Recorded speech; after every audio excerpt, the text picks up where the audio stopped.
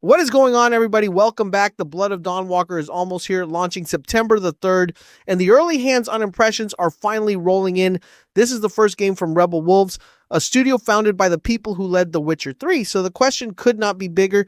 Is this genuinely the next Witcher, the dark fantasy RPG of the year?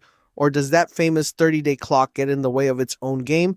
Today we are going through what the people who actually played it are saying, the praise and the worries, and the one feature that has everyone split. No story spoilers either, I promise. Let us dive in. First, a quick word on where all of this comes from. Rebel Wolves ran hands on preview events over the summer. Outlets and creators sat down with the game for 3 to 6 hours each. Most of them played the prologue plus a slice of the open world. That is real time with a real build, and it is the deepest look anyone outside the studio has had, but a preview build is still chosen by the publisher to show a game at its best, and nobody has seen how that 30-day clock plays out across a full run. So where the previews agree, pay attention, and keep in mind that we will not really know until launch. Let us start with the overall mood, because it is honestly striking. Tom's Guide went into their session planning to skip this game entirely. 4 hours later, they called themselves a full convert. Their exact words were that their opinion has totally flipped.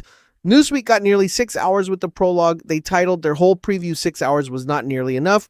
Screen Rant went even further with it. Their headline said, "This tastes like the next Witcher killer," and the AU review came out glowing, which we will get to in a second. Now, preview events are built to send people home excited. That is the whole point of them. But this many outlets flipping from skeptical to sold is not something you see every day. The consistency across the board is the story here. Here's the spread, and you can see the pattern right away. Tom's Guide put in 4 hours and walked out converted. Newsweek played 6 and wanted more. The AU review called the whole thing premium and polished. Xbox Wire spent their 4 hours praising the writing and the performances. Press Start loved the 30-day structure, but came away mixed on the combat. And Gaming Trend cleared the prologue and pushed on into the open world. They found the combat intuitive, but flagged the facial animation. So the praise is loud and it is broad, but you can already see the two cracks forming. The combat splits people, and the presentation has some rough edges. Those two threads are going to run through this whole video. This is the quote that jumped out at me the most. The AU review called their session the best 4 hours they have spent with any game this year, and they were not done there. They said the game feels premium and polished with that rare prestige quality. They also praised the Gothic art direction as a masterclass. That is about as strong as preview language gets. One outlet being this excited proves nothing on its own, of course, but it sets the ceiling for what this game might be. Now the feature this game will live or die on: you get 30 days and 30 nights to save your family, and time only moves when you spend it.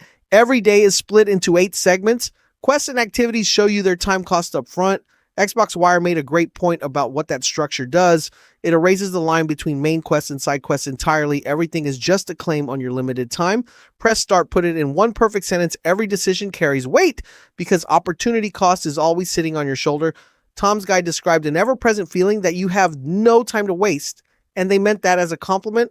The tension is the design. One more thing worth repeating from the developers themselves: if the clock runs out, the game does not end. The story simply takes a different turn. But that same clock is where the first real worry lives. Game Informer felt the pressure immediately. They said the second you start a quest, a timer starts. 3 hours in, they knew they were missing content they could never get back. Tom's Guide asked the question a lot of you are asking: can you waste time badly enough to get locked out of major quests? Nobody could answer that from a preview build. And Gaming Trend pushed on the boldest part of the design: buying perks spends your days as well as your experience. Their words were that mechanically penalizing you for getting stronger just does not sit right with me. So here is my question for you: does a clock like this excite you or push you away? Let me know in the comments. All right, let us talk about the combat, because this is the divisive one. The system is directional. You pick the direction of every swing, and you read the enemy to block or parry in kind. Parrying in the right direction costs no stamina at all. Blocking the same hit does. Tom's Guide struggled at first, and then something clicked. Combat became rhythm-like, and when they found the flow, the satisfaction was immense. Gaming Trend called the directional blocking refreshing and intuitive. Game Informer compared the feel to For Honor. They also noticed the enemies learning. Spam the same attack direction, and opponents start countering it. Screen Rant described a blend of The Witcher 3 with Sekiro and Zelda. When the praise lands, it lands hard. But not everyone found that flow, and some never did. Newsweek felt there were far too many buttons at play for something as simple as attacking. Press Start called the fighting slightly awkward next to comparable games. They also found the stealth oddly unreliable. Xbox Wire got absolutely whooped in an early duel in their own words. They admitted the parry system demands real mastery before it gives anything back. Tom's Guide flagged the camera as prone to erratic movements in bigger fights, and Gaming Trend found switching between multiple targets finicky. So the pattern is clear enough. This combat rewards patience and punishes button mashing. If you bounced off Kingdom Come Deliverance, you might bounce off this. If that game clicked for you, this could be exactly your thing. We will not really know until we get our own hands on it. Now, for the part of the previews that sounds almost too good to be true, Rebel Wolves calls this a narrative sandbox, and the sessions seem to back that up. Newsweek compared notes with other players after their 6 hours. Characters who died in one playthrough were alive and well in another. One player even beat a boss fight that was designed to be unwinnable. The game rolled with it and served up an early ending. Game Informer had the dark version of that same story. They dosed a sick character incorrectly during a quest. The character died for good all over one small mistake. Xbox Wire praised the excellent character writing and the performances behind it. They also noticed the world quietly acknowledging things they had done earlier. This is the part every preview agrees on. The reactivity is real. Screen Rant put the whole thing in one line. Almost no player had the same experience. Everyone at that event played the same opening hours, and everyone came away with a different story. Newsweek said the narrative belongs to you as much as the people who wrote it. That is the promise this game is making. It is also the hardest promise in the genre to keep across a full campaign. The previews only saw the opening days. Whether it holds for 30 is the big unknown. The day and night duality also came up in almost every session. By day, Cohen is human and casts hexes that cost his own blood. By night, he is a vampire with claws and fangs and wall climbing. Press Start loved the vampire traversal in particular. Point at a grapple spot, and Cohen instantly launches himself across the gap. But there are 2 open questions here. Newsweek said the previews barely scratched the vampiric side of the kit, and Gaming Trend found the day and night restrictions annoying in practice. Some content is simply gated to one half of the cycle. Whether that gating feels clever or tedious across a full run is anyone's guess. So which side are you playing first, the human or the monster? Tell me down below. Let us give the world itself a moment because it earned one. This is a 14th century Carpathian valley in the middle of the plague. Press Start described dense forests filtering gorgeous shafts of sunlight through swaying branches. The AU review talked about a heavy atmospheric dread hanging over every corner. They called the art direction a masterclass in Gothic design. Gaming Trend spent hours just exploring after the prologue ended. They said the world visibly reacts to player aggression, which is a great sign for immersion. And remember, this is a dense valley rather than a giant map. Rebel Wolves traded size for detail on purpose. From the sound of these previews, that trade is paying off. Now let us gather up the concerns because they are real. The most consistent one is faces. Gaming Trend said lips do not quite line up with the audio, and the effect lands in the uncanny valley. Press Start saw hair that occasionally looks unfinished. They also flagged a visible gap between the cinematics and the in-engine dialogue scenes.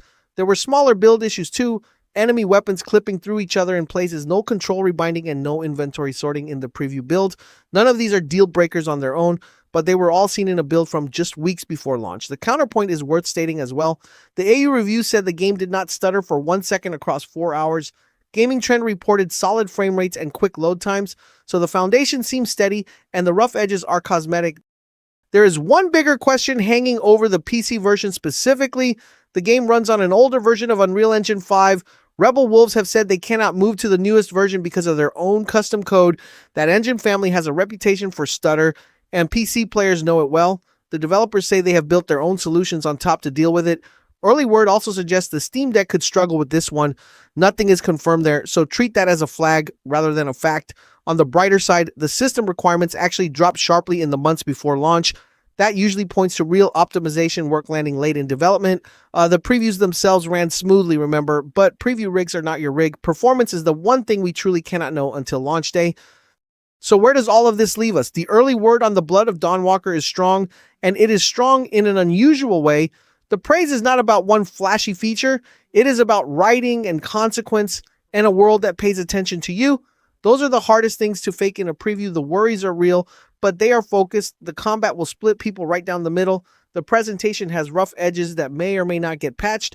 My honest read is this: if you love The Witcher 3, this should absolutely be on your radar. If directional combat scares you, Watch some launch gameplay before you commit. Full reviews land right before release, and I will break those down for you. Until then, the hedge stays on. We will not really know until we play it. That is where the early impressions stand ahead of September the 3rd. Now, I want to hear from you. Are you jumping in day one or waiting to see how that clock feels in the wild? And what would you spend your first day in the Valley on? Let me know down below. I will have a full before you buy on this one just before launch. So subscribe and hit the notification bell so you do not miss it. Thanks for watching, and I will see you in the next one.